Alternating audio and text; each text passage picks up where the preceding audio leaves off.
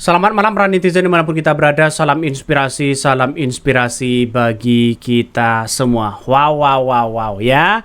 Ekspor ilegal 5,3 juta ton biji nikel ke Cina diduga libatkan istana.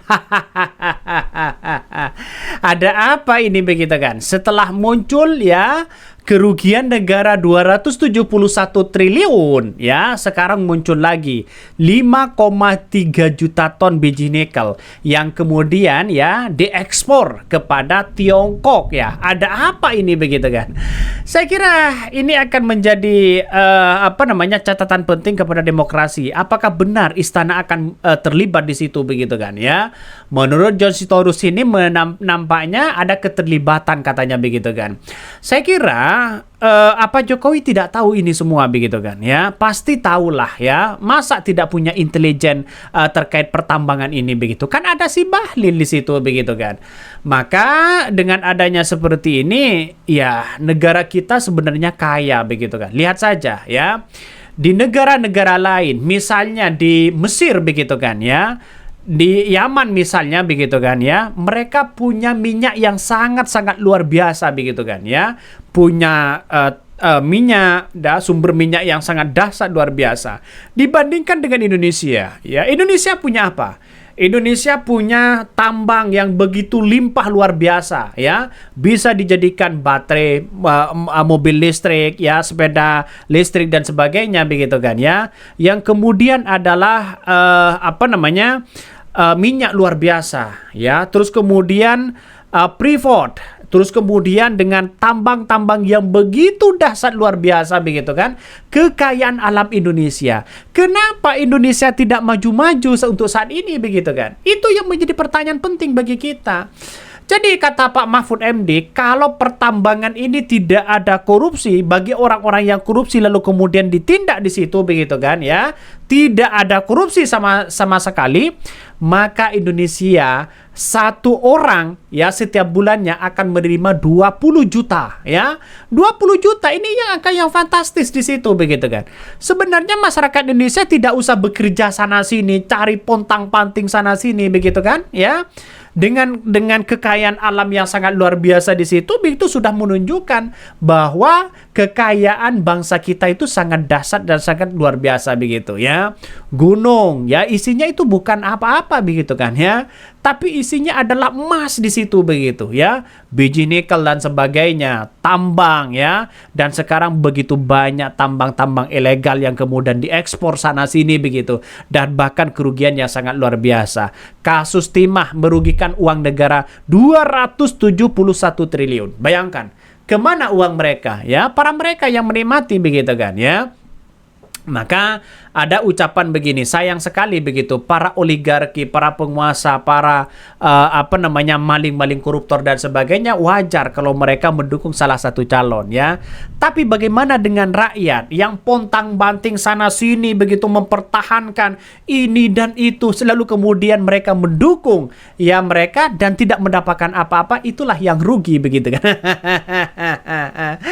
Jadi saya kira ini akan menjadi catatan penting kepada kita, harus ya kita itu kalau semakin diam ya semakin tidak menemukan titik temu di situ begitu ya. Semoga para penegak hukum ada orang-orang baik ya, diberikan menjadi efek hukum jera. Maka di era kepemimpinan Prabowo begitu, kalau mereka dilantik menjadi presiden, saya kira korupsi ya biasa-biasa aja begitu, tidak mungkin ya ditindak akan seadil-adilnya ya. Karena apa ya? Karena janji dari Prabowo untuk menuntaskan korupsi, mereka gaji pejabat harus dinaikkan katanya begitu kan. Masa ada solusi seperti itu? Sedangkan dari Anies Baswedan, kalau ada yang korupsi akan dimiskinkan. Wah. Sangat-sangat luar biasa begitu kan ya. Coba mari kita baca ini komentar-komentar dari netizen ya. Sangat aneh kalau tidak, semua apapun menyangkut pasti cawi-cawi katanya ya. Rakyat kasih bansos sudah senang, lanjutkan saja begitu. Jadi ini artinya apa begitu kan ya? Coba bayangkan masyarakat Indonesia hari ini yang kemudian ditekan di situ masalah pajak, ya, bahan-bahan pokok sudah naik begitu fantastis begitu. Bayangkan, kok masih rugi bangsa kita? Saya heran begitu kan. Beli BBM secara cash masih rugi. Lewat tol begitu kan ya, bayar cash masih rugi. Apa yang kemudian tidak rugi di bangsa kita begitu kan? Apa yang tidak rugi? Karena kerugian mereka bukan masalah subsidi atau bagaimana atau apa begitu kan? Karena begitu banyak maling-maling koruptor begitu kan ya.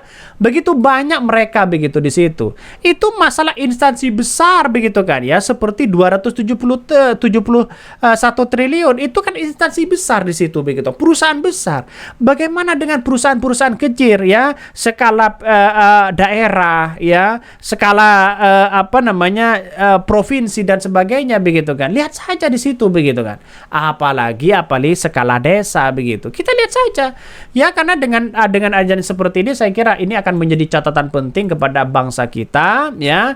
Jangan sampai ya kita tambang-tambang ilegal dan sebagai apapun begitu kan, jangan sampai diekspor lah ya. Jadi sekarang itu hatinya sudah buta begitu kan ya, karena melihat korupsi di mana-mana itu semakin merajalela demi memperkaya dirinya. Mari kita baca. Anggota Komisi 6 DPR RI Dedi Yefri Sitorus buka suara terkait kasus dugaan ekspor ilegal 5,3 juta ton biji nikel ke Cina yang statusnya telah dinaikkan menjadi tahap penyelidikan oleh Komisi Pemberantasan Korupsi KPK. Kasus yang terjadi sejak tahun 2020 hingga tahun 2022 ini tuh dinilai ya alot dalam pengusutannya. Mereka menduga ada backing yang teramat kuat sehingga kasus ini belum menemui titik terangnya. Sangat logis bahwa persoalan ini berlangsung lama dan aman-aman saja karena melibatkan orang-orang besar ya, sehingga tidak ada upaya penegak hukum yang secara sistematis. Menurutnya ada kemungkinan aparat penegak hukum yang bermain dalam kasus ekspor ilegal tersebut. Bahkan kata dia, tak menutup kemungkinan adanya orang dalam istana yang juga ikut bermain sehingga harus ya kasus selama ini ditangani olehlah KPK. Apakah melibatkan orang-orang terkait istana atau bukan? Saya tidak bisa berspekulasi, biarlah nanti KPK yang telusuri. Itu pun kalau memang mereka mau, katanya ya. Lanjut ya, politikus PDP Perjuangan itu mengaku ragu jika kasus ini akan benar-benar terungkap sepenuhnya. Sebab ada backing yang selalu melindungi kasus ini agar tak terungkap ke hadapan publik.